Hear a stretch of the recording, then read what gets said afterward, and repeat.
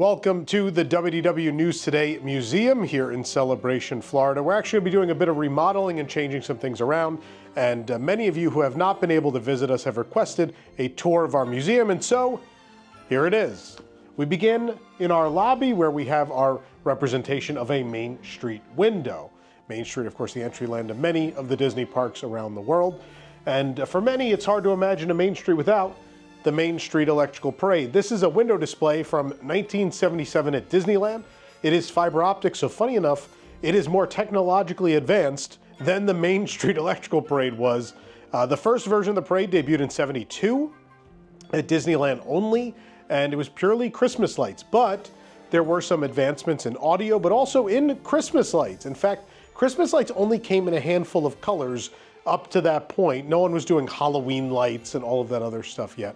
And so Disney had to have the company make the Christmas lights custom dye many of the lights to get all the specific colors they wanted. But yeah, in 1977, when the parade returned renewed and was made for both Disneyland and Disney World, this would have been one of the window displays at Disneyland to celebrate the return of the electrical parade.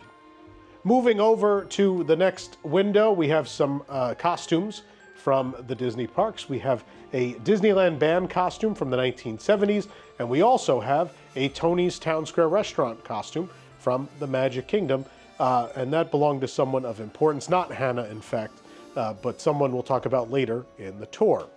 As we move this way, we have a little display celebrating the carousel of products. It's very patriotic with Uncle Orville in the tub, but the real prop mixed in here would be that big old sign back there, which says, Disney's America welcomes you. Disney's America was a proposed theme park in the Virginia, Washington, D.C. area that would have celebrated America, but in Disney style, an edutainment park that was proposed, and the locals weren't too keen on it. And so Disney had a really hard time convincing people to sign off on the project. So they had a number of town hall meetings, and if you attended one of those town hall meetings, this is the sign that would have welcomed you to said meeting.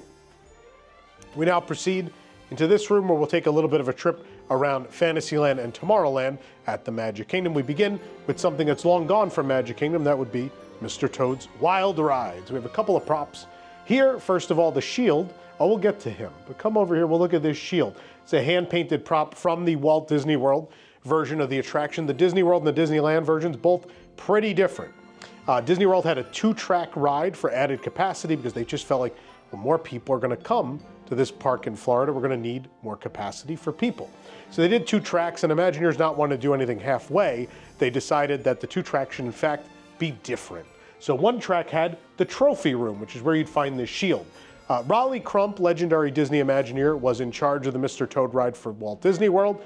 His art style definitely coming through on this piece, but did he paint it? We don't know. At the very least, someone was trying to match his style, but this may have been painted by Raleigh. Unfortunately, we don't know. Over in this case, we have a celebration of perhaps the most famous scene of the Mr. Toad ride, wherever it may exist, and that would be when you go to hell. And in hell, you have the Toad Devils. Now, this Toad Devil is from the Walt Disney World version. They are pretty different from the Disneyland ones. And what's funny is these are kind of the preeminent version of the devil now. Even though this version is gone, it is not uncommon when Disneyland makes merchandise celebrating Mr. Toad's Wild Ride that it's actually the Florida Devils that end up on said items. That they have bigger, more profound features. They have a little more character to them. I mean, they also have the benefit of being made, 16 years later or so. So, technology and materials had come a little further by then, but there he is. The pitchfork is not original. He lost that somehow over time, but he is the real deal. We'll now move this way we travel under our skyway and over to Tomorrowland, where we're going to talk a little bit about one of my favorite underappreciated attractions, I would dare say, which would be Delta Dream Flight. When the Magic Kingdom opened in 1971, there was so much you guys could do in Tomorrowland. Let me tell you about all the things you could do. On opening day in 1971, you could ride the Tomorrowland Speedway, then under a different name, but it was there. You could also ride the Skyway, and you'd want to do that because those were the only things open in Tomorrowland. Later in the year, Flight to the Moon and the Circle Vision Theater would open. But Disney knew they had a mostly unfinished Tomorrowland. They had pushed a lot of it off to later in phase 1 or phase 2 of the park. And so what happened was, before the park even opened, they knew they had to do more. And so they quickly greenlit a plan to add another ride to Tomorrowland. In fact, it was under construction before opening day, and it opened in the summer of 1972. That attraction, sponsored by Eastern Airlines, was If You Had Wings. And If You Had Wings would tell you all about the fantastic Eastern Airlines destinations that were in the most demand, including Mexico. What's funny about that ride, we talked today about screen rides being a dirty word. It really was the first screen ride. You went past a number of sets that had projection elements in them, and some of those projections of the Mexico scene still live on today. They were in El Rio del Tiempo. They're still in Grand Fiesta Tour starring the Three Caballeros. But either way, If You Had Wings continues on into the 1980s, but Eastern Airlines is not doing so hot. They are no longer the official airline of Disney World, but Delta becomes that airline. And as part of that deal, Delta Airlines decides they would like to sponsor this attraction about flight in Tomorrowland. Now, what happens is not an overlay. They really embark on a whole new ride, keeping the ride system and the ride vehicles, but still about flight. And the attraction is going to take you from the earliest days of flying into the future to fit in Tomorrowland when it opens in 1989. Those earliest days of flying were presented in a pop-up book style, a little cartoony, childlike art style. Again, like you're opening a pop-up book.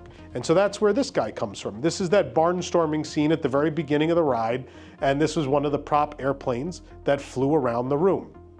This one in particular was kind of mid-height, kind of the same height as your vehicle, and would go around, had a pole attached to it on the side. If you come around to this side, actually, you could see where that pole was. There's a little hole right there, but that's where the pole was mounted that made this go around in a circle.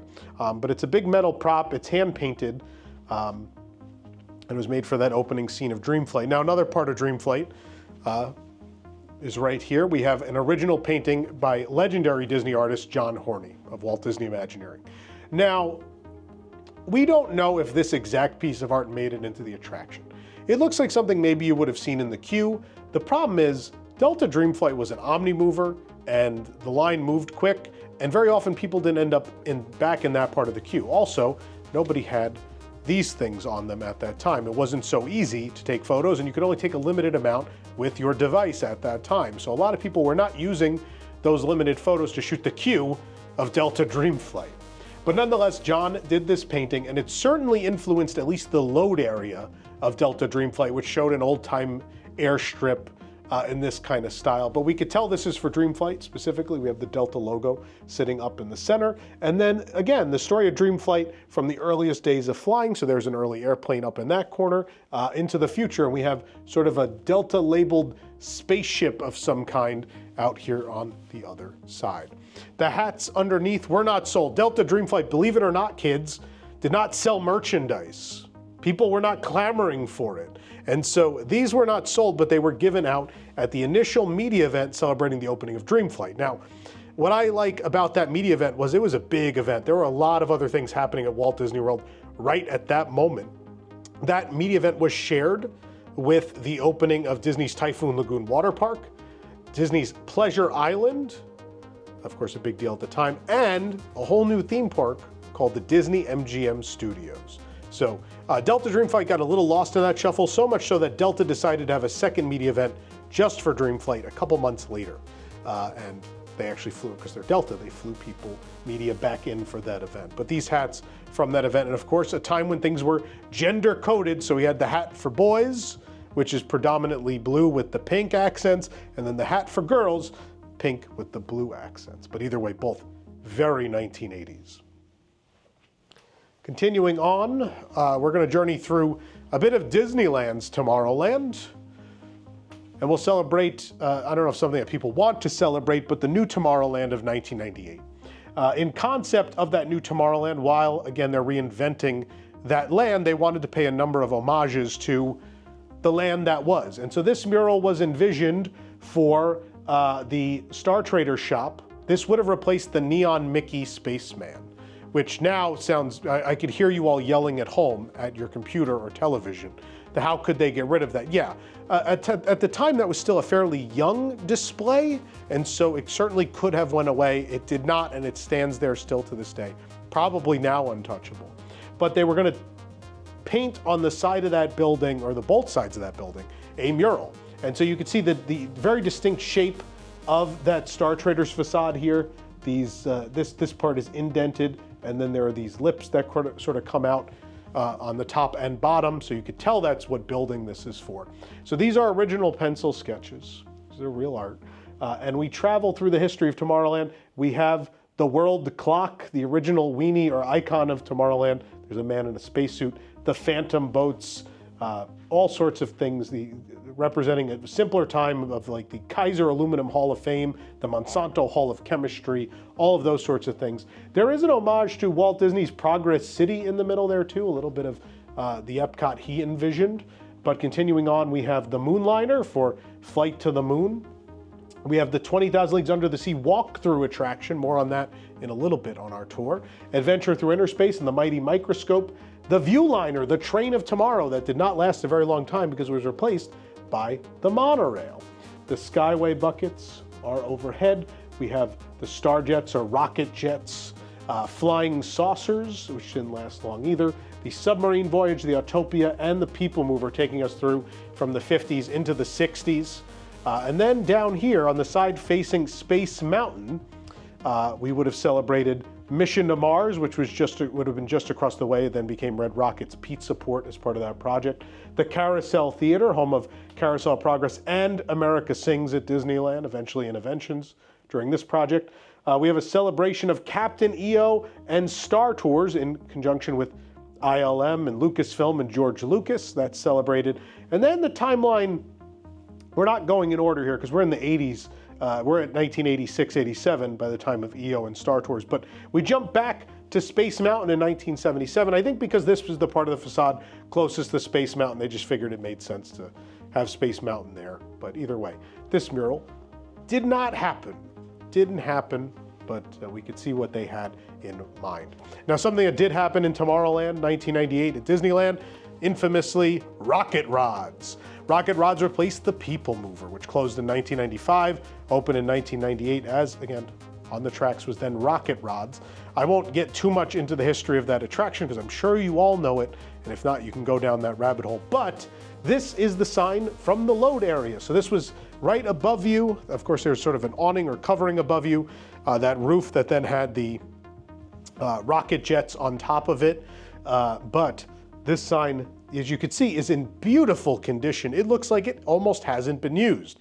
It's because rocket rods didn't last a whole lot of time, but nonetheless, the sign is now here with us. You can see that distinct shape of the rocket rod vehicle on there. Not a lot of guests got to see this sign. I would dare say probably almost as many have seen it here or in this video as saw it in real life based on the capacity and how often that ride actually operated.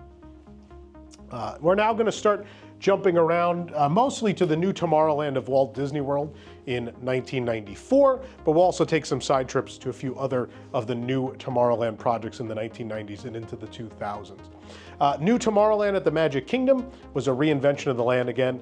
For 1993, 94, 95, things opened in phases. But it was a tomorrow that never was is finally here. The idea behind that sort of that 1930s look at the future from Americans, Buck Rogers style, very optimistic, but very distinctly 1930s and not any period after that so much. Part of that is seen in this particular piece of costuming that never saw the light of day. The TTA was a re-theme of the People Mover. So the People Mover for a little while wasn't even known as the People Mover, it was purely the Tomorrowland Transit Authority. As part of trying to fit that 1930s aesthetic, but futuristic, they decided to give cast members at that attraction this little hat. This hat is very evocative of what maybe a bus driver would have worn in the 1930s, 1940s in America, and here it is, but as a TTA People Mover hat. These were never given out, they were never distributed, they were never worn. So either way, one of them made it here. On loan from an Imagineer, we have one of the actual signs from the land. The Do Not Feed the Birds sign gives you an idea of the general aesthetic of the signage and some of the other decor around the land. And then if we go to the left side of that shelf, we're going to go down a little bit of a rabbit hole with the flying saucers. Of course, in the 1960s, Disneyland adds a flying saucers attraction.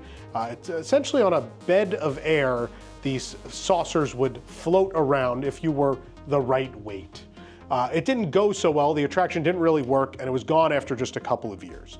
Now, Walt Disney Imagineering decided that was a great idea. We would love to figure that out at some point. And I'm sure for some Imagineers, there was a great challenge to be like, well, our previous generation couldn't do it. They didn't have the technology yet. I bet we could figure it out. And so begins a 20-something year odyssey to bring the flying saucers back to Disney parks. This particular maquette you're looking at, which is a model of the ride vehicle, was designed for Walt Disney World's Magic Kingdom. And this goes back actually to when the project for New Tomorrowland was just being envisioned. One of the first ideas they had was the flying saucers. Now, this would have been a little different, and it would have replaced something that sounds crazy right now, but this was going to replace the Carousel of Progress. This was going to go in the Carousel Theater. If you look at that concept art in the center there, you can actually see what the inside of the building would have looked like. They would have used the distinct shape of the building, and the way it was broken up. Of course, the Carousel of Progress has several separate theater spaces. Each of those theater spaces could be a separate, essentially game floor of the flying saucers, where a certain number of guests could load at any given time. And it looks like the queue actually went upstairs, so you could look out from an observation deck at people piloting their flying saucers. But it was an idea for the New Tomorrowland. Budgets were slashed on the project. A lot of things that they envisioned did not happen, and the saucers are one of them. The funny thing is they come back to this idea in the 2000s when they start to try to figure out how to reimagine Tomorrowland again. The funny thing about the 1990s Tomorrowland is the idea behind it was to make something timeless that would never be out of date. It would never age. Unfortunately, some of those attractions just didn't resonate with people, and so they had to do something, and the management at the time certainly thought the answer was intellectual property. The answer was to cartoonify Tomorrowland, so that flying saucers idea gets kicked around again to replace the Carousel of Progress in the 2000s, but themed to the little green men from Toy Story. Obviously, that didn't happen either. Roughly around the same time they made the Monsters, Inc. laugh floor. That was the idea. Speaking of Monsters, Inc., we have a couple of Monsters, Inc. related pieces over here. Some of them are related to Magic Kingdom's Tomorrowland, some are not. Some are related to Tomorrowland at Tokyo Disneyland. That door in the back, the blue door, is a gift. It holds the gift. It was the box for the gift that was given out at the opening of Monsters, Inc. Ride and Go Seek, a totally unique attraction at Tokyo Disneyland that replaced Meet the World. Meet the World was a look at Japanese relations with the outside world. For the most part accurate, skipping some eras, some certain eras of time, which I will not mention. But that's the gift that they gave out. Around this time, they started to think about Monsters, Inc. as a sci-fi story, and while a sci-fi story certainly fits into Tomorrowland. So what if Monsters, Inc. came into Tomorrowland at the Magic Kingdom? So that little yellow door there is from a Magic Kingdom project. So way back then, when they're thinking about how to reinvent our land in Florida, the idea is, well, the Monsters, Inc. attraction, what would it be? And obviously, if you've ever watched that movie, the first thing that comes to mind is that door chase scene. And that would make a really great roller coaster, wouldn't it? So that little door there is actually off the first model that was ever done for the Monsters, Inc. door coaster, but its original intended location, Magic Kingdom's Tomorrowland. Eventually, that project shifts. It's going to end up at Hollywood Studios, and in fact, it was supposed to go next door to Toy Story Mania. Toy Story Mania was so popular, though, that it needed a third track. They took the space that was meant for that Monsters, Inc. door coaster, and, well, I don't have to tell you the rest of that history because you're living it right now. Going back to Tokyo's Tomorrowland, we have a couple pieces from there. I love this little Speedway car. Isn't he great? Of course, they had the same cars that we had at the Tomorrowland Speedway in Florida. That's why that'll look so familiar to those of you who have only been to Disney World, because they were the same exact cars. In fact, when Tokyo closed their Grand Circuit Raceway a couple years ago, we bought their cars here in Florida. Walt Disney World bought them, and now they are on the track at the Tomorrowland Speedway along with some of our cars. They share the track. Next to that are some books for the Tomorrowland Micro Adventure.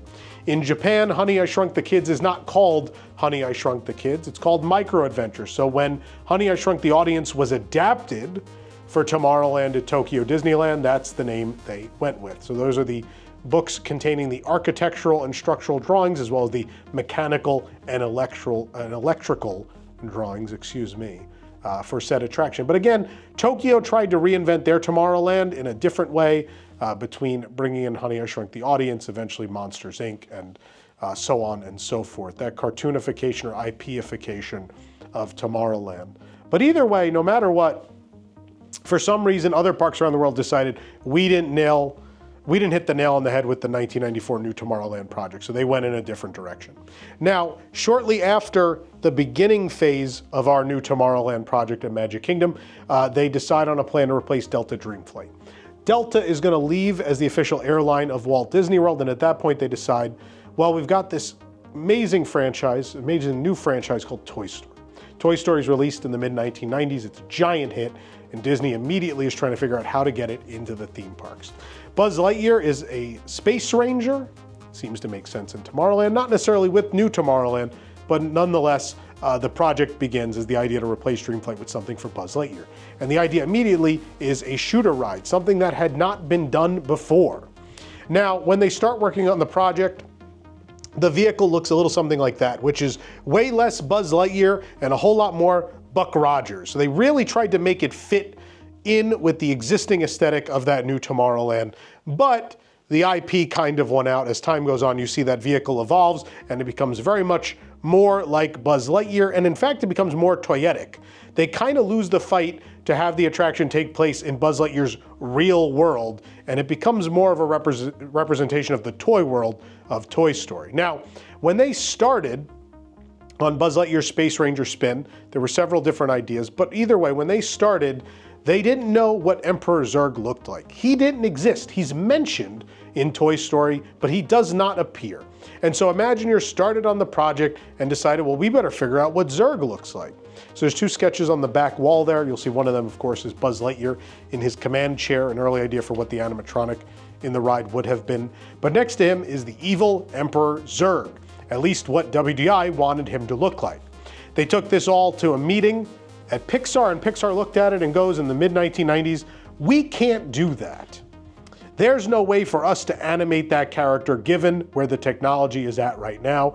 We're going to have to collaborate on an idea for this character that both works for your ride and also we can actually animate. And so that's how Zurg became what we know from the movie, because WDI and Pixar had to collaborate on an idea of what he looked like. Of course, he ended up in the second Toy Story film. On the left side of the display is an early mock-up of the original blaster from Buzz Lightyear's Space Ranger spin. Of course, those have been removed as of the 2026 refurbishment. Also removed in that refurbishment is the original Zurg targets. Aim for the Z's. Well, there is one of the mock-ups of the Z's on loan from an Imagineer on the project. Moving down in the case, we won't talk about these too much, but we have a little homage to the Timekeeper, or Le Visionarium, as it was known when it debuted at Euro Disney, Disneyland Paris. The Walt Disney World version, Timekeeper. Timekeeper was voiced by Robin Williams, Nine-Eye by Rhea Perlman of Cheers fame. Again, fantastic, beautiful attractions that just didn't seem to resonate with guests for one reason or another, and did not have a very long lifespan. The bottom shelf, there's just a couple of brochures and such from early Disneyland Tomorrowland. There you see the Monsanto Hall of Chemistry and some tickets for the various Monsanto attractions, Adventure Through Inner Space, and a book about Progress Land at Disneyland, which would be the Carousel of Progress when it existed there for just a few years before GE demanded that it be moved to Walt Disney World. Sticking with New Tomorrowland, we have our central case. And you're going to see here the very first sketch of a poster for Mr. Sunny Eclipse at the Starlight Cafe, Cosmic Rays. Now, what's funny about this project is Cosmic Rays and Sunny Eclipse, some of the few remaining pieces of the New Tomorrowland project that are still alive. The funny thing is, he was not in the budget. In fact, Imagineers did not tell management they were even doing it. They just siphoned money off the overall budget to make him happen. Either way, here is a Walt Disney Imagineering memo sketch of what the poster layout might be. In fact, at this point, it's so early that no one knows what Sunny Eclipse looks like. He's kind of drawn like a balding, I would say like a balding human lounge singer. That's what it looks like to me. Maybe he's a robot. I don't know. Either way, he's not the Sunny Eclipse that we know. And you can even say they wrote their photo would go there, and thankfully that's what happened. What's cool though is the text from the very first iteration is exactly what went on that poster. They got it right the first time. Now, as for Sunny, when he was mocked up and began to operate for the first time, they tested him at Walt Disney Imagineering. They took lots and lots of reference video and reference photos. So here's a fantastic collage of him performing for the first time so they could see what he would look like, and he looks fantastic. On the other side, if you come around here real quick, I do particularly like the black and white artsy version though. That makes me smile. It's very cool. While we're back here, it's worth looking at this concept art. If you want to know just how much the budget got cut for New Tomorrowland at the Magic Kingdom, take a look at that. That is wildly different. They would have actually changed a number of the facades. There would have been whole new buildings like the Astronomers Club, which is there on the right side where now it is the Tomorrowland Terrace. But it could have been so much more, but budgets are budgets. Coming back around to this side, we celebrate the short-lived Galaxy Search show, which was in the Galaxy Palace Theater. There's now nothing in that space except cast member parking. It's parking for managers. In fact, it was going to become a Main Street theater, that space. A couple of years ago, it was announced at D23, but then Disney canceled the project. But there was a show called Galaxy Search, a take on Star Search, looking for the biggest star in the galaxy. Beyond that, we have an Eyes and Ears issue, the Walt Disney World cast member publication explaining the backstory of New Tomorrowland. Below that, we take a trip back to original Tomorrowland at the Magic Kingdom. That is the Gantry Lift A sign from the Starjets. Of course, the Astro Orbiter took the place of the Starjets, but the setup was still the same. You needed to take one of two elevators up and down to access or leave the attraction. Gantry Lift A was a fancy name for the first elevator that you would take up to the platform. That's the sign that was above it. Moving to this side, we've got two more little things to show in here. We have an information sign from somewhere in New Tomorrowland. We still don't know exactly where that was. I'm guessing there was a guest relations kiosk of some kind. And then actually two more little pieces there. There's a lovely pin celebrating New Tomorrowland. It says the future that never was is finally here. Actually, it doesn't say it. That's on the poster. That's very cool though. And then a souvenir cup sponsored by Coca-Cola that you could purchase. Moving over here, because the Imagineers did not have a whole lot of budget to build new facades and new architecture, they decided to let graphics tell a whole lot of the story of the world we're in 1994 New Tomorrowland. And so at the entrance of the land, you would find these billboards. These are the originals. These are the first version of these that were put up. You could tell they have some wear and they had to be replaced at some point, but nonetheless, these are the first ones hung in 1994. This is for the Space Homes and Gardens show, and we're establishing the world we're in. Disney Imagineers couldn't afford to build anything that looked like this, and so in graphics we'll establish the rest of the world beyond the Tomorrowland you could physically walk into. Certainly also an homage to Horizons, it seems, with the families talking via projection technology, but again, building that world, that 1930s vision of tomorrow. And that continues at the Tomorrowland Towers Hover Hotel. Certainly has a little bit of the Jetsons in it, even though that's a little later. The Jetsons heavily inspired by that 1930s future aesthetic. But yeah, again, these were used to establish the world you're in because certainly they could have built more architecture to fully establish that visually, but the cheaper answer was graphics. Talk briefly about Alien Encounter. If you've taken this tour in person, you know for sure I could talk a good 30 minutes over here. But we won't, because we've had a whole event where the actual Imagineers got to talk about this project. But real quick, I'll just point out what we have over here. Here is some concept art, actually dating back to the 1980s, long before the attraction opened at Disney World in 1994/1995. This was the art for the interior of the theater. The cool thing is, that's exactly how it turned out. So this began as an idea for Disneyland. This art was made for the Disneyland version in the mid-80s, and by the mid-90s, when the thing actually opened, you've got a theater that looks a whole lot like that. Next door to that is the actual concept art for the exterior of the Disneyland attraction, which is very, very different from what ended up happening.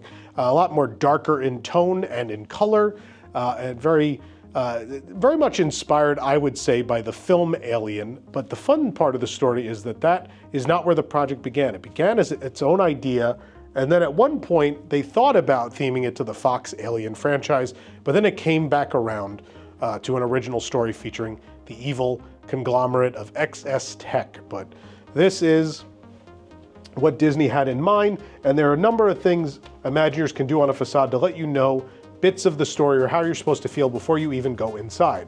So there are a lot of menacing looking gargoyles on this facade, and then there are very authoritarian government-esque eagle statues right there at the entry doors. All of this to establish that maybe there are some bad people, or in this case bad aliens, working at this place.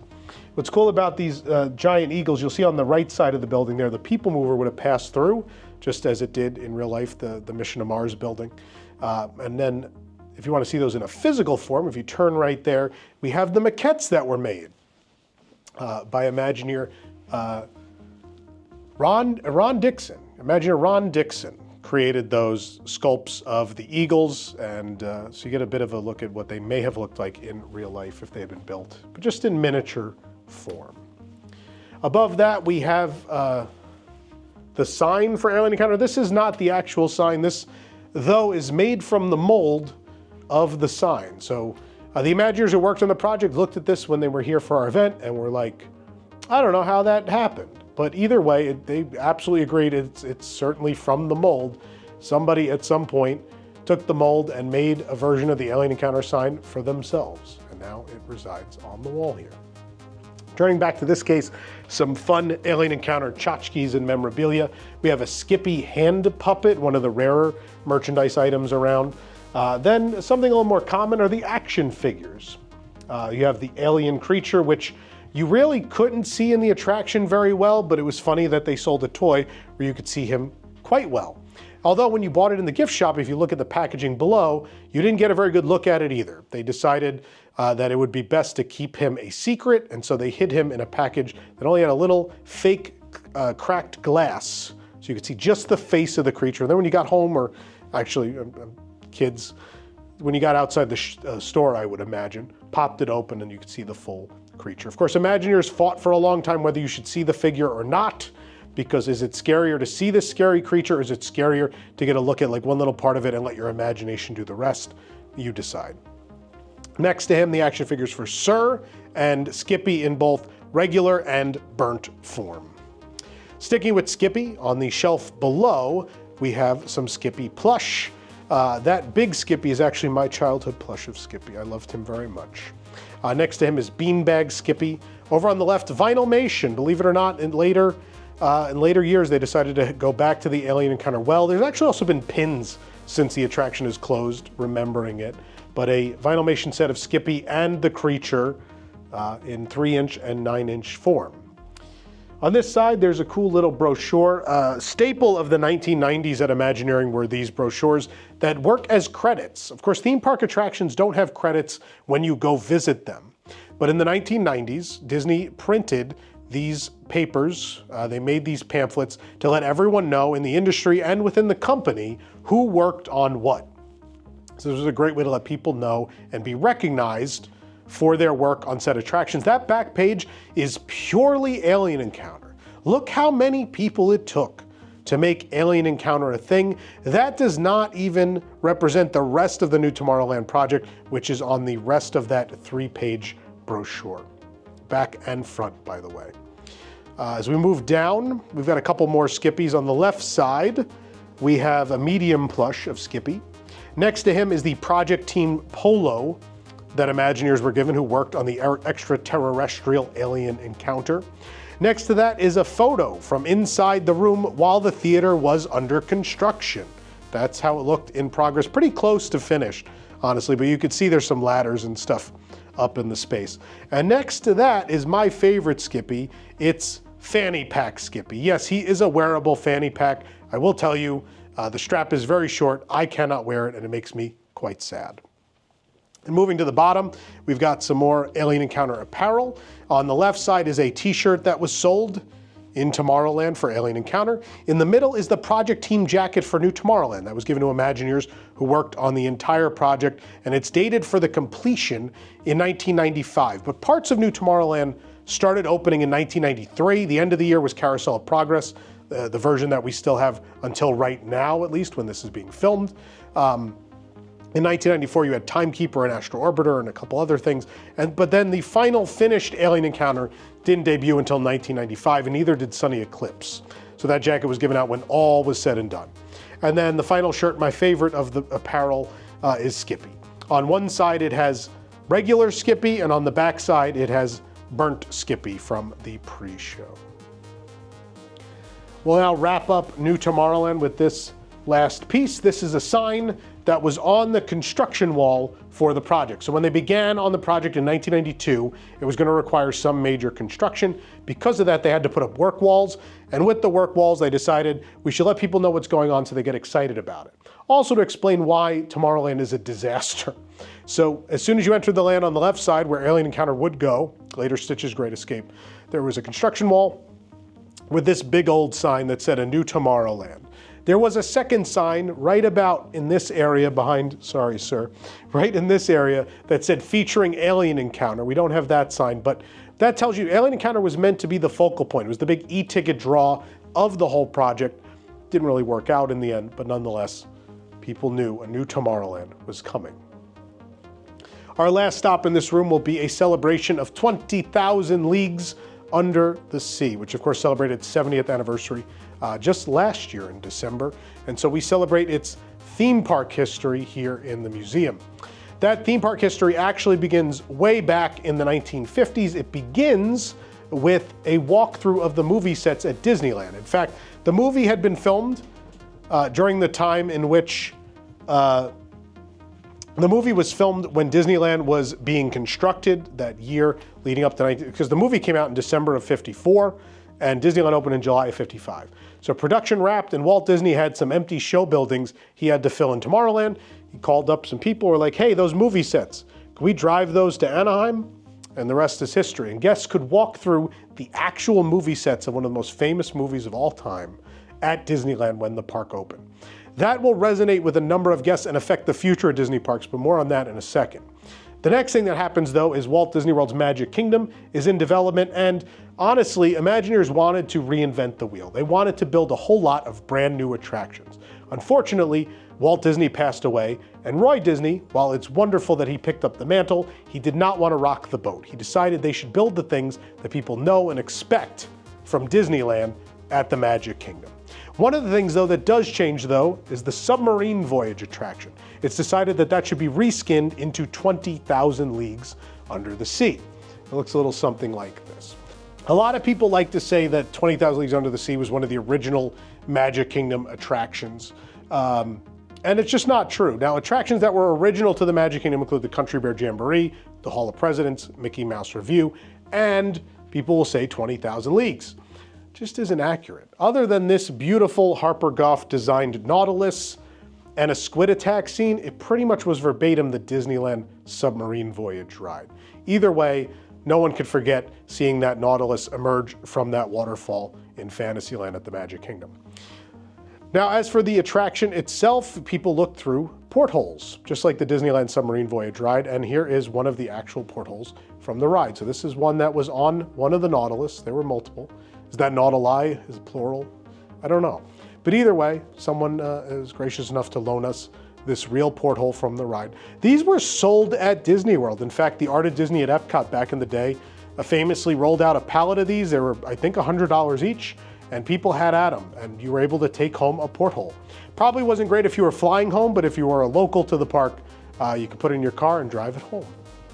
Next to that, we have an original costume from 20,000 Leagues Under the Sea at the Magic Kingdom. We don't have the whole costume. We're missing the hat and we're missing the shirt, but we have the jacket with the Nautilus end patch and the pants here. The other thing we have though is the badge from said hat.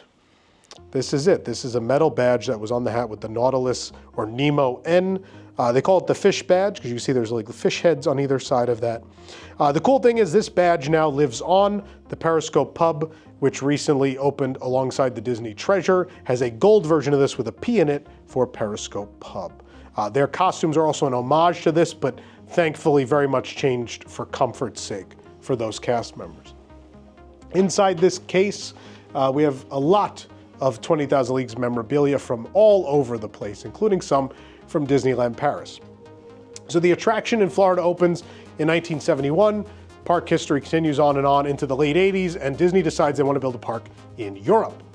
When they're deciding to build that park, they do a bunch of market research, and market research shows that the European audience really likes walkthrough or museum exhibits.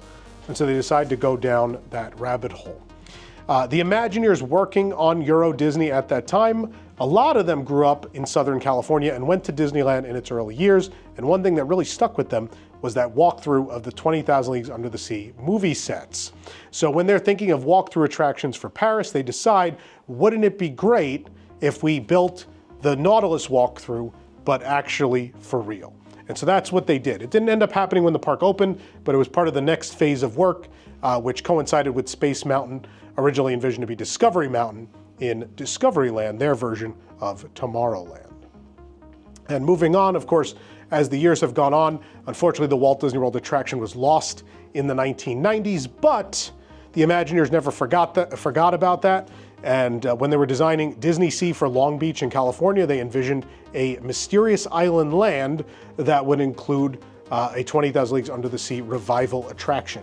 Now, unfortunately, that park didn't happen, but the Oriental Land Company was looking for a second park for the Tokyo Disney Resort, and they decided Disney Sea made perfect sense for them because the Japanese have a very strong relationship with the sea because they are an island. And because they decided to take on Disney Sea, they took everything for the most part that was in the plans, including that mysterious island land and the new dry version of 20,000 Leagues Under the Sea, a fantastic, fantastic dark ride that is a wonderful homage to what was at Disney parks. Now we're going to leave Fantasyland and Tomorrowland, and we're going to go into Frontierland, and at least the Frontierland that was at Disney parks. And straddling both sides of this hallway, we have some interesting pieces. We'll start on this left side, where we have a poster. This is a poster for Big Thunder Mountain Railroad. This is for the Disneyland version, which is the first version of the ride to open, although the Disneyland and Disney World were in production around the same time anyway. Disney World opened a year later. So this poster was one of the ones that was on the construction walls when the Disneyland attraction was being built. So this may very well be the first piece of signage in any Disney park in the world for Big Thunder. Now it says the inaugural run is going to be June of 1979. I know we like to think that delays and all of that happen only today, but that didn't happen back then in 1979. They actually delayed it until September. There are two versions of this poster that exist. This is the June of 79. The corrected September of 79, I believe, is in the collection of one Tony Baxter, where it rightfully should be. But I like that we have the incorrect one. Now, this was made in the same way a lot of those early Disneyland posters were made, that silkscreen process. You get a lot of detail, a lot of great coloring. It's a beautiful piece. But yes, this is maybe the very first sign ever in a Disney park for Big Thunder Mountain. And remember, kids, this is before the internet.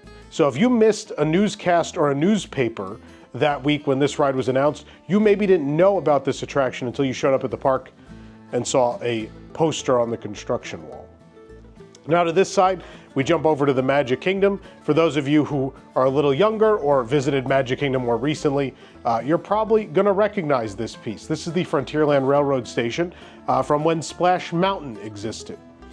The original Frontierland train station was kind of just a placeholder. They thought they were gonna build something much bigger called the Western River Expedition in that space. So just hold in space until they were ready to do that. They were never ready to do that. But in 1992, they did build Splash Mountain, and Splash Mountain needed some of that space, and so a new train station needed to be built. It was built into the side of Splash Mountain as part of that project, and this is the sign that welcomed guests into the queue there at the station. This was replaced with the Tiana's Bayou Adventure project, but here it is. The big blank spot would have been like a sheet of plexi here, and you could stuff a paper in there. The idea being you could tell people your operating hours for the day, if you're not stopping at certain stations, whatever the case may be. Operational updates for the guests go on that spot there.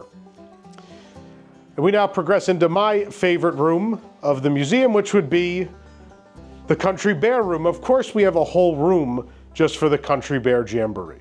But sticking with Splash Mountain for a minute, we'll actually start over here with these 3 sketches. These are concept art pieces that were done for Disneyland Splash Mountain. You're probably wondering why. Why would the Country Bears be on Splash Mountain concept art? Well, Splash Mountain at Disneyland had 2 purposes. Number 1 was they felt Disneyland should have a log flume ride, because Knott's Berry Farm had one that was very famous. And number 2, they weren't getting guests back to Bear Country, which was the section beyond where Splash Mountain sat. And so they were already having problems getting people back there to see the Country Bear Jamboree, and so they were worried even less people would go if giant construction walls sort of blocked the path a little bit. And so someone devised the idea to put our beloved Country Bears on said construction walls, and you'll see if you look at the art closely, there are even the lines where each individual wall would be, showing you where the panels would be. But of course, in our Country Bears, we love our fat shaming. So in that centerpiece that you're on right now, there's Big Al bringing down the whole cart. Yep, he sure is, with Teddy Barra and Gomer. They're playing the piano. The top one has Henry with Sammy in his hat. They're pointing you towards the mile-long bar and the Wilderness Outpost, which of course are out beyond the Splash Mountain construction site. That second piece down again points towards Bear Country and all that's in it, including the restrooms. And then there was a third piece of art where, of course, we're fat shaming again with Trixie. She's busting through that fence with Shaker and one of the 5 bear rugs. But yes, a little bit of Splash Mountain history. Those did not happen, by the way. They never ended up doing that, but the sketches live on. Now here, we have, this is not a real prop, this is a replica we created, a photo op here in the museum, which will be staying even after we move the museum into its new home. This will remain. But it is a replica of the proscenium, the curtain, that was on the stage at Grizzly Hall for the original Country Bear Jamboree at Walt Disney World, which lasted up until the reimagining into the Country Bear Musical Jamboree just a couple years ago. But we started on this project while they were making the new show. We had no idea the curtain was going away, so I'm glad I had our wonderful artists here at WDWNT create a replica, which you can now get a photo with. Now, behind me is a lot. There's a lot of stuff going on here. We have several cases of Country Bears, and most of it being plush. Of course, they are bears, so they lend themselves really well to being teddy bears.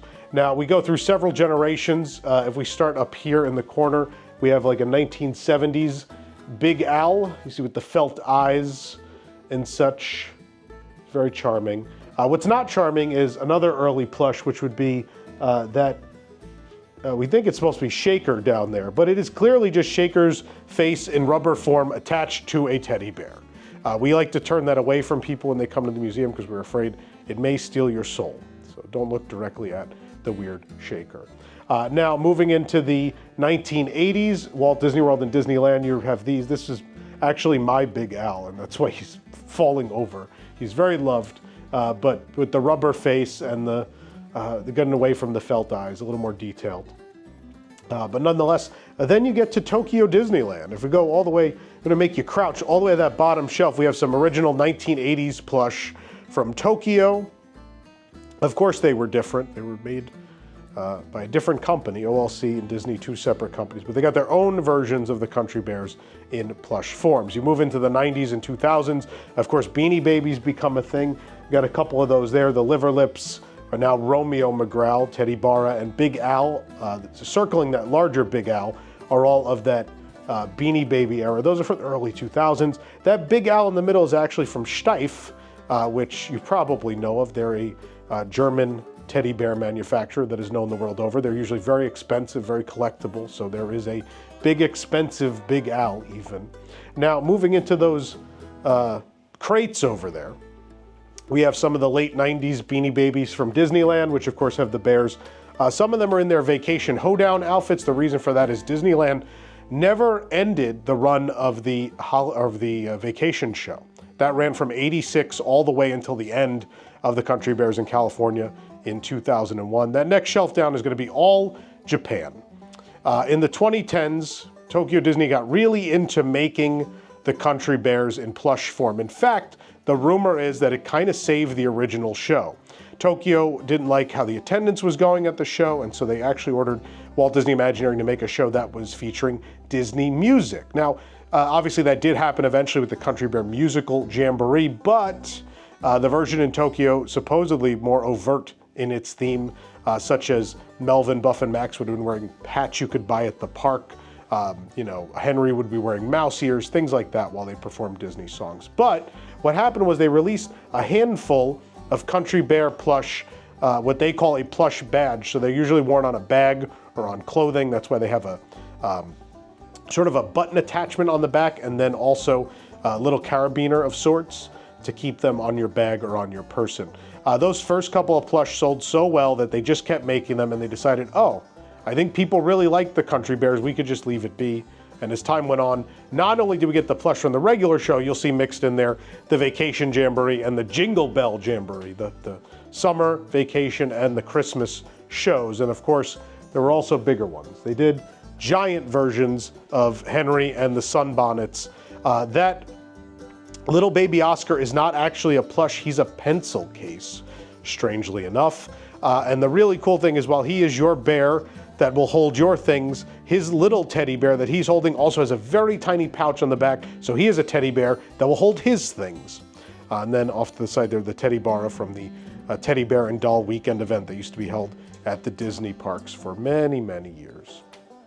Moving back to this case, we'll take a look through some other Country Bear memorabilia through the years. Now, in the 1960s and 70s, even into the 80s, ceramics were a real big deal at Disneyland and Disney World. Less people were flying, more people were driving to these destinations, and so it wasn't unreasonable to think they could take some ceramics home. Now, the ceramic bears in the back that are unpainted, you could actually buy a mold and then make them yourself at home, and then some people would paint them. If you go all the way to the other side of that shelf there, there's a teddy bar that someone painted, but you could also just have made them and left them like that if you wanted, if you so wished. Now, as far as other ceramics, you'll notice there are ceramic mugs. We have the Disneyland and the Walt Disney World version of the Country Bear Jamboree ceramic mug, which has the 5 bear rugs on the stage. There's some other weirder ceramic items. There's a decorative sort of plate back there. There's another decorative plate as you go across the shelf. There's a decorative ceramic pan, I suppose. I don't really know what else to call it. Skillet, maybe. That thing in the back there is a napkin holder. It has a thing on the back to hold your napkins. And then there's a bank. You see the slot on top of that next piece over is a bank. If we move down a little bit, you'll see some other ceramics. There's a Henry back there from early on in the attraction's history. Now, speaking of early on in the history of the attraction, there's a cooler. There's a cooler bag. The cooler bag, weirdly enough, on the top of it has the Pepsi logo. The reason for that being the original sponsor of the Country Bear Jamboree at both Walt Disney World and Disneyland was Pepsi Cola and Frito-Lay. They're the same company. Of course, today, Coca-Cola, the exclusive soft drink provider of the Disney parks all around the world, except for one, Shanghai Disneyland does have, and Shanghai Disney Resort does have Pepsi products. But this is sort of a callback to when Pepsi and Coke lived together somewhat in harmony at the Disney theme parks. They were a sponsor, so they created this cooler bag to promote what they were sponsoring, the Country Bear Jamboree. And last but not least, the last thing we'll talk about in here, the Big Al shelf. You've looked at this already, we showed you the plush, but you see very clearly the most popular bear through time. He stole the show. So much so that at one point at Disneyland, there was even a 5K run dedicated to Big Al, even though that's many years after the attraction had already been removed from California. Of course, Big Al likes his jug of moonshine, so there's a couple of moonshine jug banks and things you could have bought through the years. In the middle, we have a big fig. You could have bought a big resin figure of Big Al at one point, and he came with his jug too. Then there's some more ceramics. There's a very early 70s, actually both of those are 1970s, the colored and that sort of wood grain coloring Big Al that are there are from the 1970s. But then a lot of those items travel into the 2000s. There's a bobblehead of him in his Vacation Jamboree outfit as a miner. That was in the I would say late 2000s, early 2010s, those came out. There's Vinylmation from the 2010s all across the middle there. And Ozuki Pocket Pal. Those are a thing they don't make anymore. More recent, but still things that are relics at this point. Now, I'm going to hop up on the stage so I get out of the way and show you these fellows. I talked all about plush. We talked about plush bears. We didn't talk about plush moose, bison, and deer, though. So Buff, Melvin, and Max, at least on one occasion, got made into plush. They have been on merchandise before. They even had Vinylmation. But only one time on record did they get plush stuffed heads. Now, these are from Tokyo Disneyland. And surprising enough, you would think over time as the Disney nerddom grew, there'd be a demand for these. But these are actually super old. They're from the 1980s. So they came out around the same time as the bears. They decided people might want to take these home. Now, being Japan, I kind of decided, or kind of was surprised, that they didn't come with this. We had to make these. So they did know at least that you're going to want to hang them, though. So they did come with a little loop for you to hang these guys up. But yeah, I'm kind of surprised with the attention to detail in Japan that they didn't include a base for you to hang them on. But nonetheless, we're glad they made them at least once. At least once it happened. And now, next to our friends is a poster. Now, we call this a real attraction poster, the reason being it's made in the way that real attraction posters were made at Disney parks. We just talked about that Big Thunder one. Well, this was made with that same silk screen process, in fact. Now, it is a real Disney Parks attraction poster, but we don't think it was hung up at a park. The reason we don't think that is this came from the personal collection of Mark Davis. So we tend to believe that Mark asked for an extra to be printed off so he could take it home. So this was found in his estate, and it looks to be in great shape. So obviously, again, we don't think the sunlight got to it at any point, but here it is. Now, you might be saying, why on the Country Bear? And this is the later version of the poster when Disneyland opened. It was, again, there were only 2 Disney parks at a time. They didn't really know how they were going to handle having 2 parks, so there was an idea to maybe share attraction posters. So down here at the bottom, it says both Disneyland and Walt Disney World, so the poster would be valid no matter which park it was hung at. Now, looking at this, you might say, well, it's nice that the 5 bear rugs are on there, but where are the rest of our Country Bear friends? Well, they're actually hidden in woodwork in the frame. So there we have Trixie right there. We have, of course, Big Al. You have to have Big Al. We have Shaker, Henry right there in the center bottom. Romeo McGrail over here. We have Wendell, and we have Teddy Barra all around the frame. So a good majority of our Country Bear friends did make it in. And with that, we'll proceed to the final room of the museum, which is going to be celebrating 35 years of Disney's Hollywood Studios, formerly the Disney-MGM Studios. Here we are. We'll start over here. This display was in Walt Disney One Man's Dream, now Walt Disney Presents. Now, they had several of these pieces in a small exhibit at the end right before you go into the theater, capping off the history of the park. Now, when I purchased this one, I was very sad that I didn't get the other ones, because the other ones at the time had then extinct attractions, and I thought, well, it'd be cooler to have something with extinct attractions, not these things that very clearly will be at the park forever. Boy, was I wrong. This piece focuses on the Great Movie Ride and the Earful Tower. It also, though, does have the Indiana Jones Epic Stunt Spectacular, which did survive. And then there's a little part about dining at the park, including Brown Derby, Min and Bill's, which is now purely named Dockside Diner, the former Soundstage Restaurant, and 50s Primetime, which is still hanging on. But some memories of the Great Movie Ride and the Earful Tower up on this board. As we move this way, let's talk about the Great Movie Ride, shall we?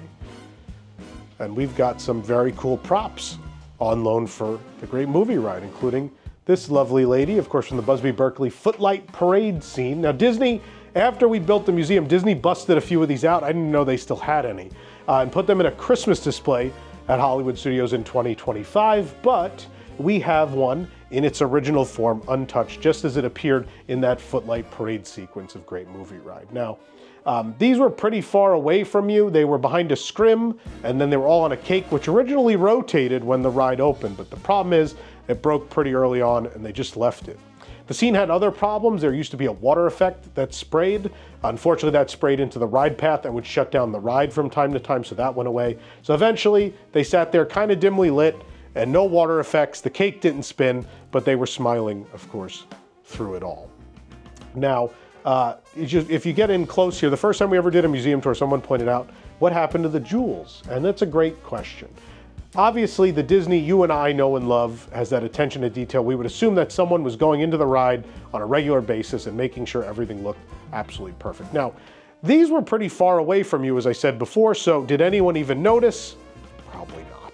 Now, we have a light shining on it, and you can see she's still sparkling and shimmering, and at a distance, you would never know any of those gems are missing. Now, what's interesting is she's been here for about 2 years, and we have never found one.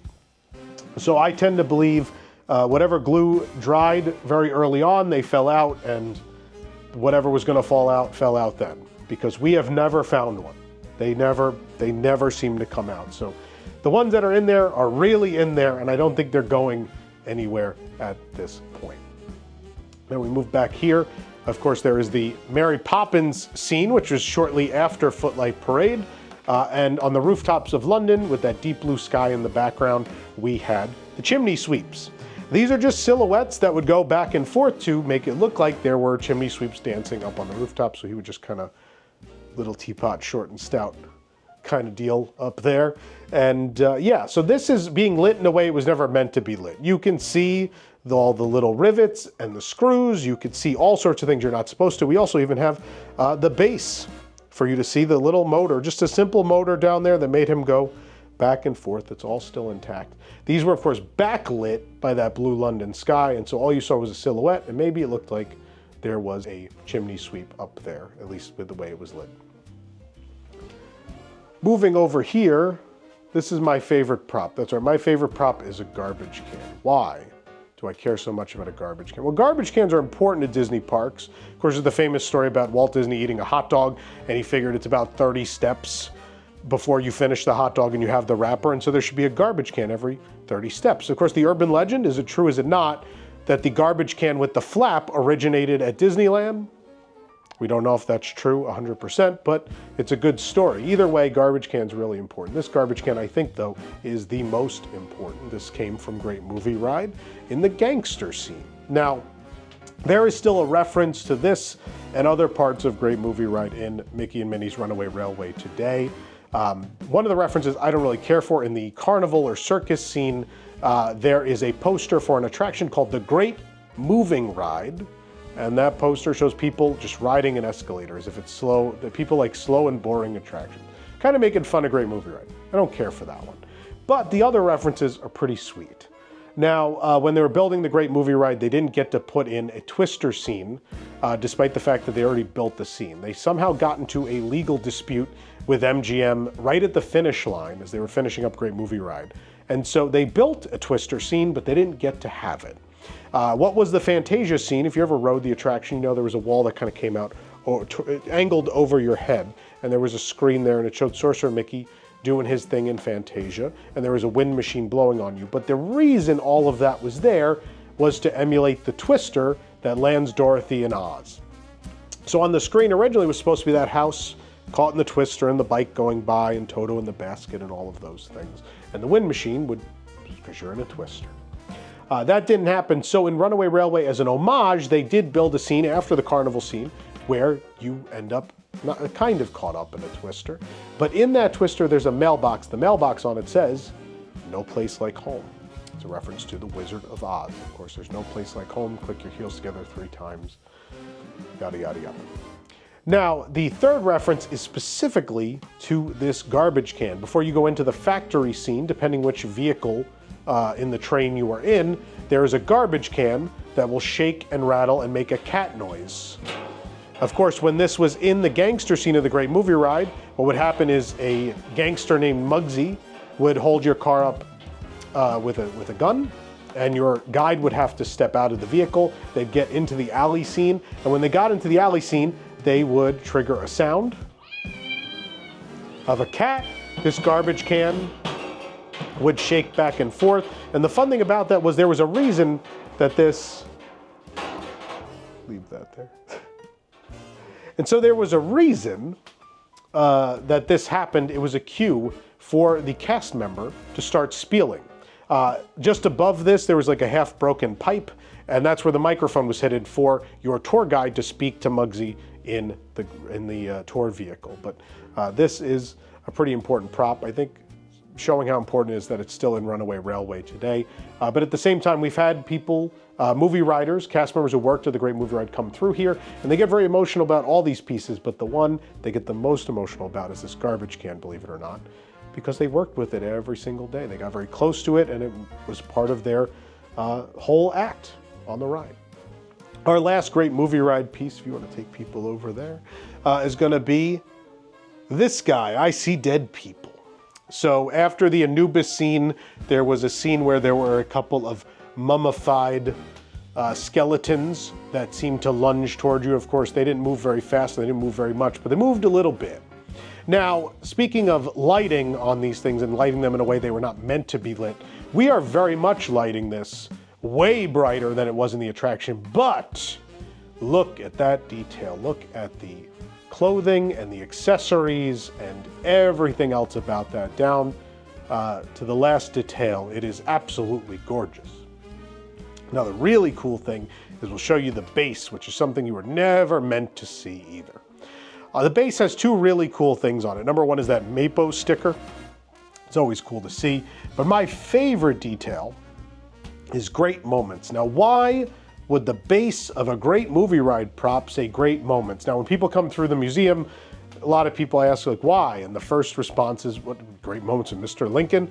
Which, that is the other Disney attraction that has Great Moments in the name, so that makes sense.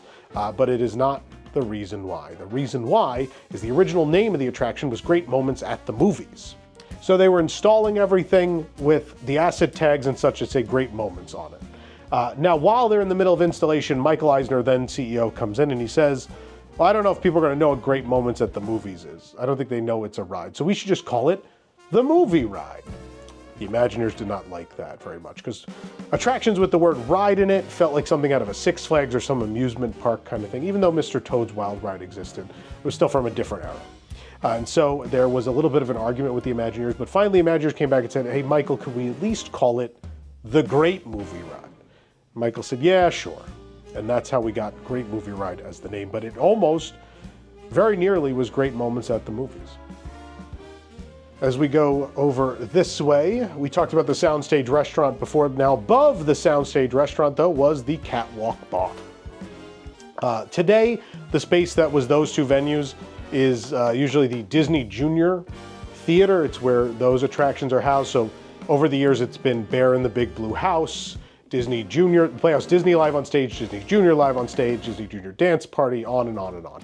But that space began its life as a dining venue. That's why it's attached to the Brown Derby. If you ever think it's weird, when you go to the bathrooms at the Brown Derby, there is a big metal door and it says production.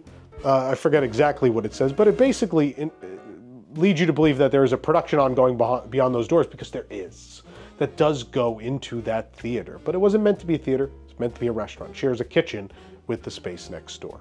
Now, above Soundstage Restaurant, the Catwalk Bar was themed to a catwalk. And what goes in a catwalk? Well, that's where you put the lighting. You put it on trusses right there along the catwalk.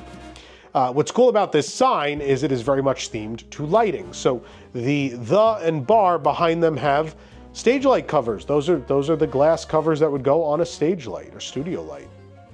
The other cool thing here is all this metal work that's aligned perfectly with the stained glass work behind it to have these lights in metal and then have the light in stained glass shining there behind it. Now, this sign was actually up on the facade of the Hollywood Brown Derby all the way to the left side. So if you go to those restrooms at Brown Derby and you wonder why there's a whole lobby there, it's because it was the entrance to this space. You can enter the Soundstage Restaurant pretty much from where you enter the Disney Junior Theater or have at certain points in its history. But the Catwalk Bar entrance specifically was from that lobby. Now, the Catwalk Bar did go away. That staircase and that elevator stayed there through all those years. And eventually, when Club 33 was looking for spaces at Walt Disney World, they discovered that that space was available. And so they turned what was the Catwalk Bar into Club 33. What's interesting, there is a reference to the Catwalk Bar in that Club 33. Unfortunately, they don't allow photography in there, so we can't show it to you. But I will tell you, if you ever do get to go, the bar for that club location is exactly where the service bar was for the Catwalk Bar. And in homage to that, on the side wall, and the bar is all Art Deco themed. It's a mid-century modern at times. On the side, there is a clock. The clock looks like a cat. The cat is an homage to the catwalk bar being in that space previously. If we look here above, we have a couple of framed pieces. These are opening day pieces that were on the walls of the Keystone Clothier shop. You know the shop that had a broken doorway for several years. You remember.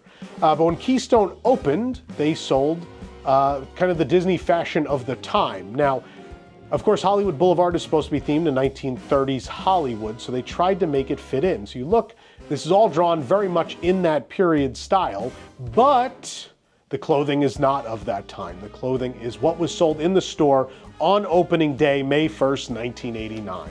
So yes, she looks like she's a model in the 1930s, but she's wearing Mickey Mouse on a t-shirt.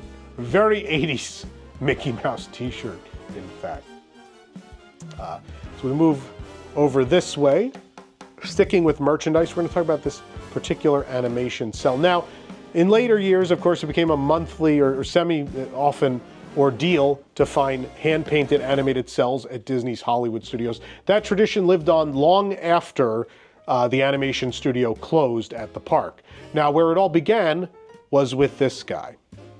When the Magic of Disney Animation opened in 1989, they gave you a behind-the-scenes look of how Disney animation is made, and under the guise of the fact that they would be making actual Disney animation there. Whether they were working on a particular segment of a Disney animated feature film, creating a Disney animated short, some Roger Rabbit shorts were produced solely at Walt Disney Animation, Florida, or whatever they may be working on. In between, there was an idea that, maybe when things are slow, we could have some of these artists go and hand paint some animation cells that we could sell in the Animation Gallery gift shop at the exit. And that's what they did. So this is the inaugural edition. You'll see in the corner there in gold, it says Disney-MGM Studios Theme Park, May 1989. That's when the park opened. And so the first animation cell they sold was Mickey at the animator's desk, which was the logo for the Magic of Disney Animation. The cool thing about this is we're going to take this off. We're going to break some rules, take this off the wall, because we're going to look at the receipt that someone thought enough to laminate and put on the back of the frame. There's several really cool things about this. The first thing is we could see how much these were. These were $60 in 1989, which is it's a pretty hefty price for the time. But of course, hand-painted cell by a Disney artist should cost something. My favorite thing, though, is the receipt is a timestamp. It was sold on April 30th, 1989 at 12:31 in the afternoon.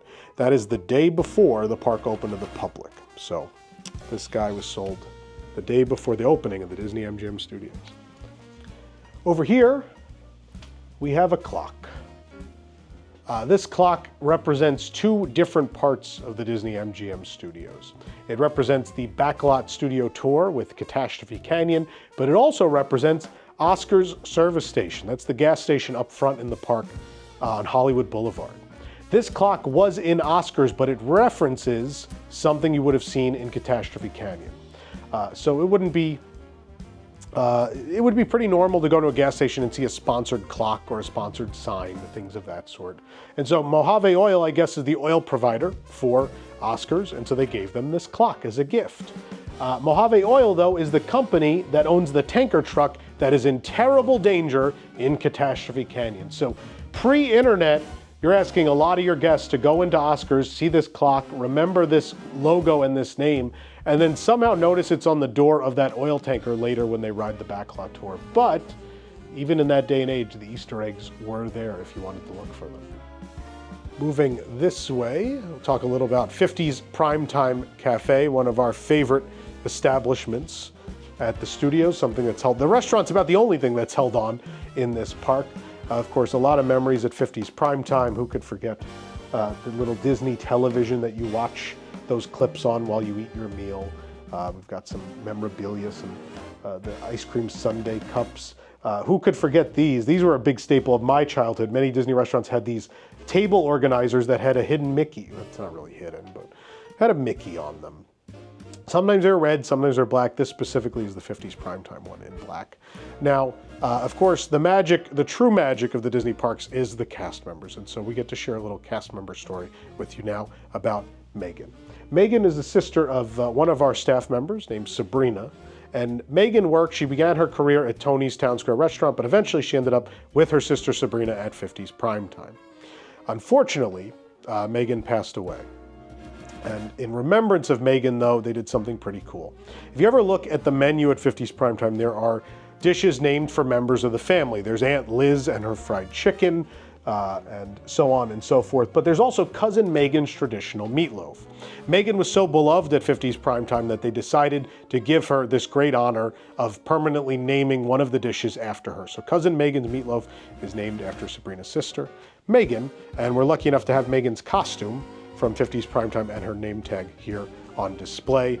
I love this because it's a great reminder of how, attractions and shows and resort hotels are all wonderful things that are part of the memories, but the human interaction with cast members is the thing that's most special about the Disney experience, that customer service that they're known the world over for. And so I love having this little moment to respect and appreciate that. Throughout this display, we also have a lot of cool little memorabilia and tchotchkes from the studios over the years, especially the early years. Again, some more of those ceramic figures that we love so much. A real throwback, though, that matchbook. Not going to find those anymore. No more matchbooks. Continuing on with that, our little display under the catwalk bar sign, we have lots of little things to look at. One whole display is purely for the Twilight Zone Tower of Terror, and in there are some of the original items that were sold in the gift shop in 1994. Those items would be the ones that look like they were sold at the Hollywood Tower Hotel. So there's a little maroon journal and a little maroon pen cup and things of that sort. Again, when the attraction opened, they tried to keep the store in theme. What would you find in a gift shop at your hotel? And you'd find things with the hotel logo on them. Of course, over time, things evolved. Plush and other fun things were released. But it's cool to see that early stuff, the hotel-inspired memorabilia. So we move to this side, again, more of that early Disney-MGM Studios logo merchandise, some of it leaning more into the MGM logo when things were good with the MGM deal, and as time wore on, that lion logo would vanish from the merchandise because Disney and MGM, despite striking this deal to begin with, did not get along when it came to this park for whatever the reason may be. As we pop open our drawers here, of course, if you've ever been to the Indiana Jones Epic Stunt Spectacular, just outside, there is something that tells you to not pull a rope, and of course you pull that rope and something happens. So I guess if we pull the drawer, something will happen. In fact, we'll get to see some cool memorabilia. We have the pre-opening memorabilia. These are all items from before the park opened. So there's a special preview book, that black book there, that was given out. There is a watch there as well, the keychain with the logo you could have found at the preview center, and then the floor book for the studio tour project is for that construction company that helped build the park. Move on to drawer number 2. We're going to see several stages of this watch. This watch was designed to be the Walt Disney Imagineering gift for those working on the Disney-MGM Studios project. What's cool here is we have the original memo of where this began. It's a memo talking about what's going on at that time, and it was a very busy time in Imagineering. At the bottom of that sheet, you'll see a list of projects that are all opening simultaneously. Dream Flight by Delta, Pleasure Island, and more, Typhoon Lagoon, Wonders of Life, which would be a couple months later, but still around the same time.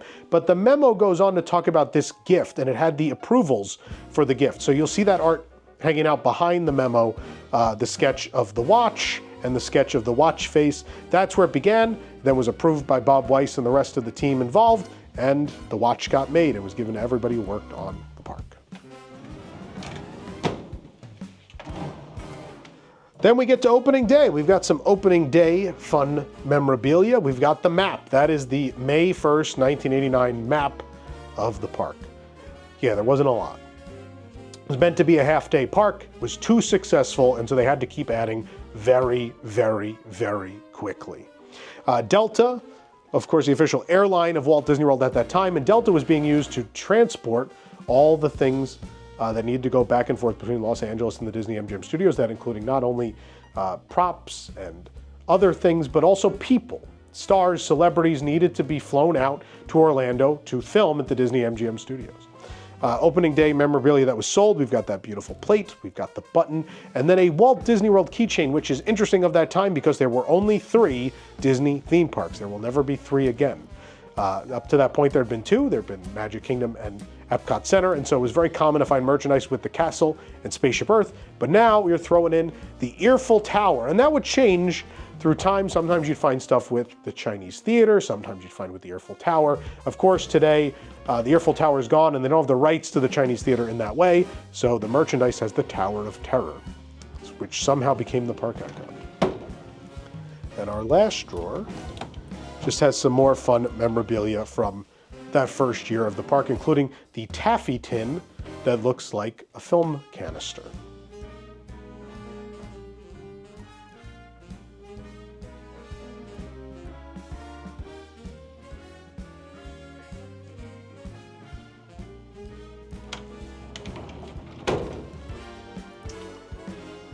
The next part of our tour will take us back to MuppetVision 3D, which we sadly just lost in 2025. Here are the posters that were hung outside the attraction when it opened in 1991. These are the real deal. These came from Imagineers on the project. Didn't ask how they got them, but they had them. These flanked the left and right side of the entrance when the attraction opened, the Kermit and the Miss Piggy. They changed through the years, but nonetheless, these are the real deal. These are them. You can tell they came from 2 different collections because they're framed very differently. And so real, you'll think you're here.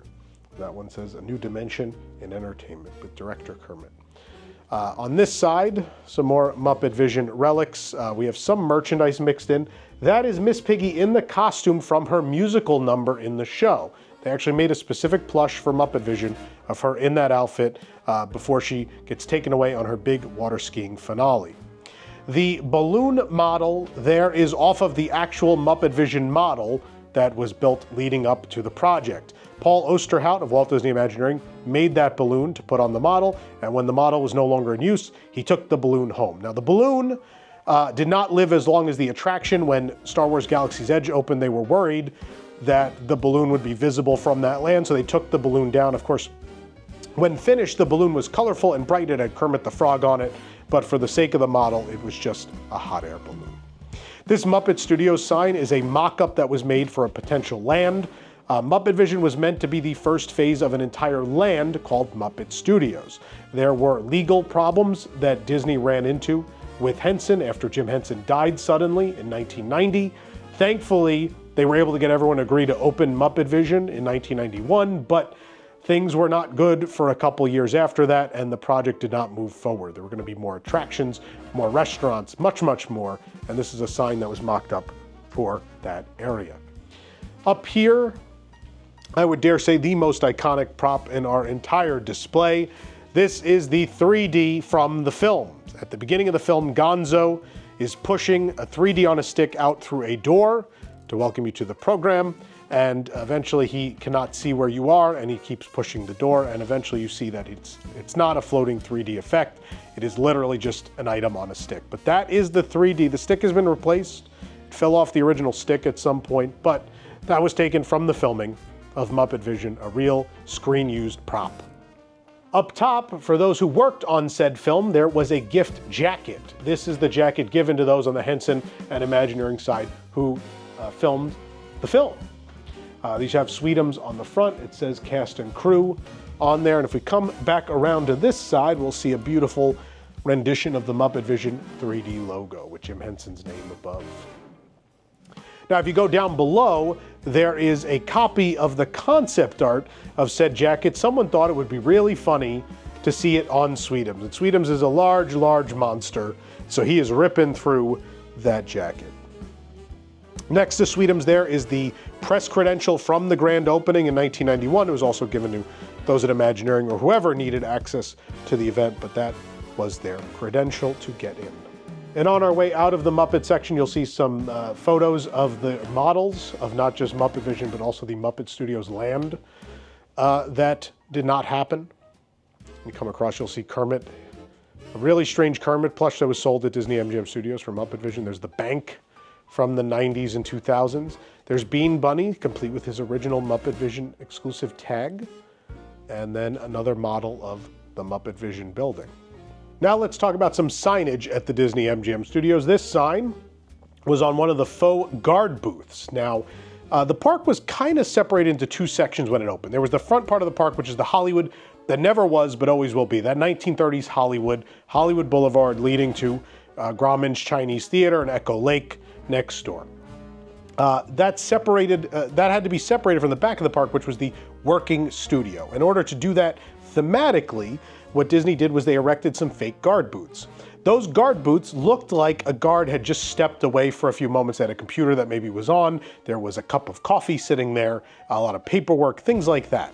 And on that guard booth would be this sign to let you know that you're entering the real working, actual Disney-MGM Studios via this logo. Next to the guard booth, of course, would be an arm that would be set up, so letting you know it's okay for you to come in. You've been granted access into the studio. Below that, we have a hot set sign. These were used for various things on the back lot throughout the years. It would be to let guests know that they're setting up for a production. Sometimes it was used as a refurbishment sign. Sometimes this would be on a construction wall and just mark that they were building something. But it was in the theme of the park was that it's a working studio, so everything's a hot set. Something's being built or something's being filmed, it doesn't matter. Either way, it's a hot set, and we want to apologize that you won't be able to see it. This sign would have let you know that.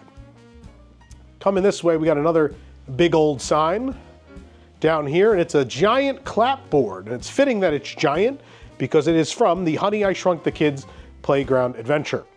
Honey, I Shrunk the Kids Playground was in the back lot. It was just behind New York Street, Streets of America. And you were shrunken down to the size of one of the kids in the film. I almost said size of a toy, but that's Toy Story Land. Probably about the same size either way. Now, when you entered that playground, it let you know that it was time for action. You're on the set, you're filming your time in the playground as if you're in the film. And when you wrap a production, clapboard, and that's a wrap. Thanks for playing. So this is the sign that was located at the exit of the playground. So as you left, you would have seen this giant sign. You see there's a big blank spot there, as if there was a sponsor for the attraction at some point, and maybe they left, and so their logo was no longer there.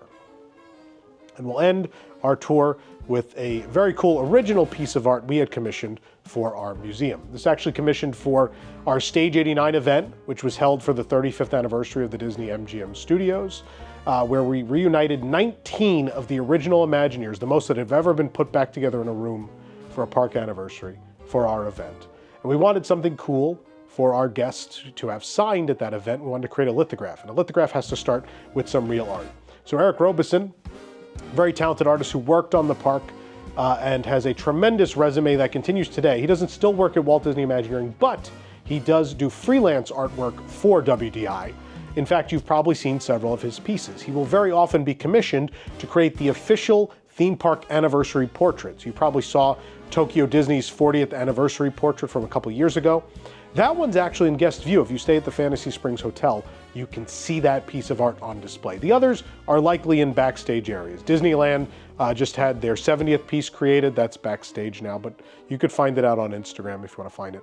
Walt Disney World's official 50th anniversary portrait, Disneyland's 50th, Hong Kong's 20th, Shanghai's 5th. He's done nearly all of them. But Eric was coming to our event. I asked him, Eric, is Disney asking you to make a piece for the 35th anniversary of the studios? He said, Tom, in fact, they are not. And I said, wouldn't it be great if we had the official, unofficial portrait for the park's 35th? And he agreed. And so he made this, which has many, many callbacks to the park that was and is. Now, we're a little worried over time because several of the things that got put on here have since been taken away, that being on this side, this wonderful archway, and Kermit the Frog above that, MuppetVision now gone as well, all since the park's anniversary a couple years ago. But Gertie is still hanging on. I hope this isn't a bad luck charm. We need Gertie to stay.